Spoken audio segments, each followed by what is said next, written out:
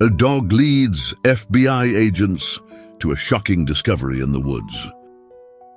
The barking echoed through the quiet outskirts of Cedar Ridge, cutting through the stillness like a sharp alarm.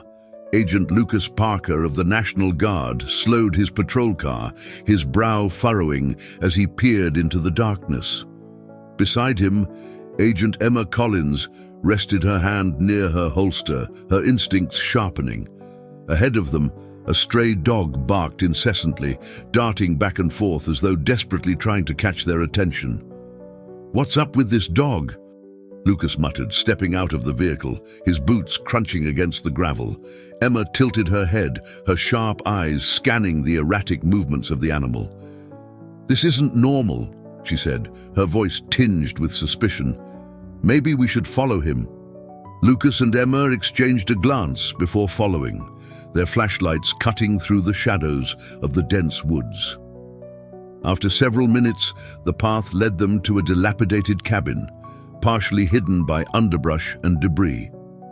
The dog stopped at the rotting wooden door, scratching at it frantically.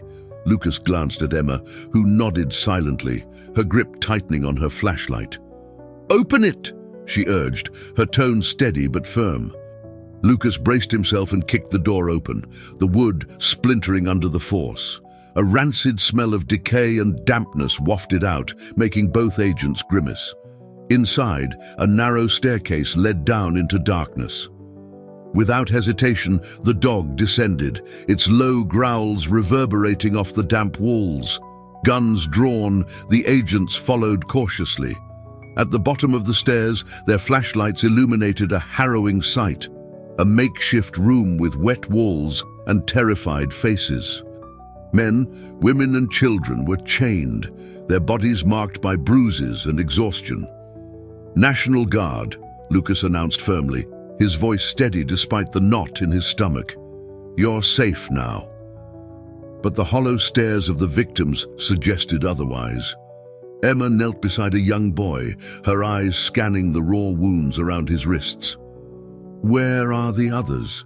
she asked gently, her voice soft yet urgent.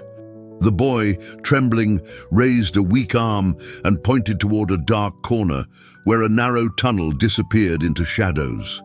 Lucas radioed for backup, his words clipped and urgent as he described the scene. Midway through his call, the dog growled again, its body tense as it stared into the tunnel. Faint, hurried footsteps echoed from within. "Stay with them," Lucas ordered Emma, his jaw tightening as he stepped toward the darkness. Each step felt heavier than the last, the weight of the unknown pressing on his shoulders. Suddenly, a shadow darted in front of him. "Freeze!" he shouted, his weapon trained on the figure. But the person bolted, metal clanging as something was dropped. Lucas gave chase, the adrenaline pumping through his veins. Emma's voice crackled through the radio. "Lucas, what's happening?" The dog, now his unwavering companion, barked fiercely as it trailed close behind. The pursuit led outside, where the suspect tried to vanish into the woods. With a final burst of energy, Lucas tackled the man, pinning him to the ground. "Don't move!" Lucas growled, securing the man's wrists as Emma arrived, her gun drawn. A tattoo on the man's neck caught Lucas's eye, a symbol unmistakably linked to a notorious cartel. "He's one of them," Lucas muttered, hauling the suspect to his feet. They loaded him into the patrol car, but Lucas's mind raced. This was only the beginning. Back at the Cedar Ridge precinct, Lucas and Emma worked tirelessly to piece together the fragments of the case. The victims' stories painted a grim picture of an organized human trafficking operation. As hours ticked by, a message came through from Washington, D.C. The case required international collaboration. Among the rescued victims were U.S. citizens, triggering the involvement of the FBI. Lucas's shoulders tensed at the news. He knew what it meant to work with external agencies, bureaucracy, and the inevitable clash of methods. When FBI agent Sarah Carter arrived at the precinct, his concerns were only magnified. Sarah, with her sharp suit and authoritative demeanor, wasted no time. "This is about dismantling the entire network, not just catching a low-level operative," Sarah stated, her piercing gaze locking onto Lucas. Lucas clenched his jaw. "We know this terrain better than anyone," he countered, his tone controlled but firm. Emma stepped in, her voice calm and measured. "We need to work together. Today's rescue showed this is a highly coordinated operation. We can't tackle this alone." "This wasn't at the scene," Emma noted, her brow furrowed. Sarah stepped closer, her expression a mix of curiosity and concern. "Where did it find this?" "They're operating on both sides of the border. We need to act fast before they move their next group." Though damaged, it contained encrypted messages hinting at a scheduled transfer of victims that night. "This is our chance to intercept them," Sarah declared, determination flashing in her eyes. "We need to move now." The dog, now affectionately called Ranger by the precinct staff, seemed to sense the tension, pacing near Lucas's feet. "Let's focus," Emma said, her tone sharp as she handed out assignments. "We've got one shot at this, and we need to get it right." Lucas raised a hand, signaling the team to stop. "Divide into 3 groups," he instructed. "Sarah, take the front entrance with your team. Emma, secure the perimeter. I'll check the side entrance." Inside the depot, the air was thick with tension. Crates and equipment were scattered across the floor, creating a labyrinth of hiding spots. Lucas motioned for Ranger to stay close as he moved cautiously through the space. Suddenly, a metallic clang echoed through the building, followed by hurried footsteps. "Freeze!" Lucas shouted, his voice cutting through the silence. A shadow darted behind a stack of crates. Lucas advanced, his weapon raised. Just as he turned the corner, the figure lunged, knocking him off balance. Ranger barked fiercely, lunging at the assailant and grabbing hold of his sleeve. Lucas regained his footing, subduing the man with practiced efficiency. "Where are the others?" he demanded, pinning the suspect against the floor. The man glared defiantly, refusing to speak. Lucas restrained him and called Emma over the radio. "One suspect detained, still searching for the victims." In a corner of the depot, Ranger began scratching at the floor, his growls low and insistent. Lucas knelt beside him, brushing away debris to reveal a trapdoor. With a firm pull, he opened it, revealing a narrow tunnel descending into darkness. "Emma, I found something," Lucas radioed. "I'm going in." Ranger followed, his movement steady despite the confined space. The tunnel stretched on for what felt like miles, the damp air growing heavier with each step. At the end, Lucas's flashlight revealed a small room where a man stood, holding a gun. His face was pale, his hands trembling. "Don't move," Lucas ordered, his voice steady despite the adrenaline coursing through him. The man hesitated before lowering his weapon. Lucas secured him and radioed for support. As Emma and Sarah joined him, they searched the room, uncovering files, cash, and a ledger detailing the cartel's operations. "This is the intel we needed," Sarah said, her eyes scanning the documents. "This could lead us to the leaders." It also pointed to a high-ranking operative known only as the Broker. The next day, as they prepared for the mission, Lucas approached Sarah. "We may not see eye to eye, but this is bigger than us," he said, extending a hand. Sarah hesitated for a moment before shaking it. "Agreed. Let's end this." Ranger stayed by Lucas's side, his ears pricked and his body tense. The raid began at dawn. The agents moved with precision, clearing buildings and securing suspects.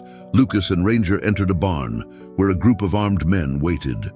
Gunfire erupted, the deafening sound echoing off the wooden walls.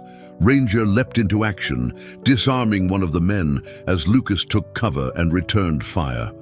Within moments, the room was secured. Among the captives was a man matching the description of the Broker. "We got him," Lucas said, cuffing the man. "Let's finish this."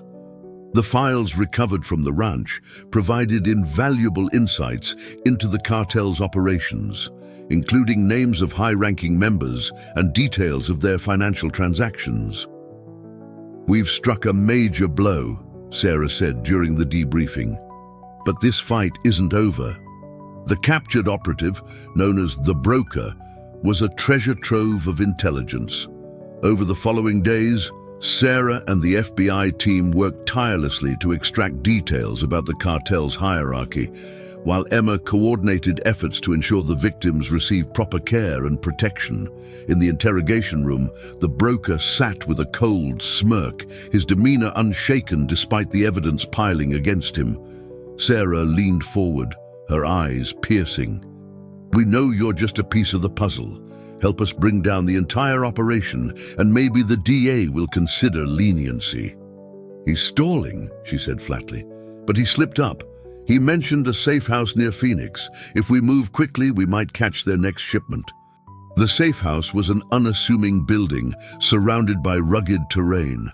Drones provided aerial surveillance, revealing armed guards patrolling the perimeter. "This won't be easy," Emma murmured, scanning the live feed. "They're heavily fortified." Lucas and Ranger led one team toward the back entrance, while Sarah and Emma approached from the front. The tension was palpable, every sound amplified in the stillness of the desert night. Inside the safe house, the cartel operatives were caught off guard. Lucas breached the back door, his weapon drawn, while Ranger charged ahead, pinning one of the guards to the ground. Shots rang out, but the agents were swift and precise, clearing room after room. In the basement, they discovered another group of victims, chained and terrified. Emma and Sarah quickly began freeing them, their voices calm and reassuring. One of the victims, a young woman, clung to Emma, her voice trembling as she whispered, "There's more. They have more people in another place." The woman's words weighed heavily on him. If there were more victims, their mission was far from over. The team regrouped outside the safe house, the rescued individuals loaded into waiting vehicles. Lucas approached Sarah, his expression grim. "We need to act on what she said. There's no time to waste." Their accounts painted a chilling picture of a sprawling network that extended deep into both US and Mexican territories. One name kept surfacing in their testimonies: El Fantasma, the elusive leader of the Black Bridges cartel. "El Fantasma," Emma repeated during a briefing. "If we take him down, we cripple the entire network. Ghost or not, everyone makes mistakes. We just have to catch him." The night before the raid, Lucas found himself outside the precinct, staring into the star-filled sky. Ranger sat beside him, his loyal presence a comforting constant.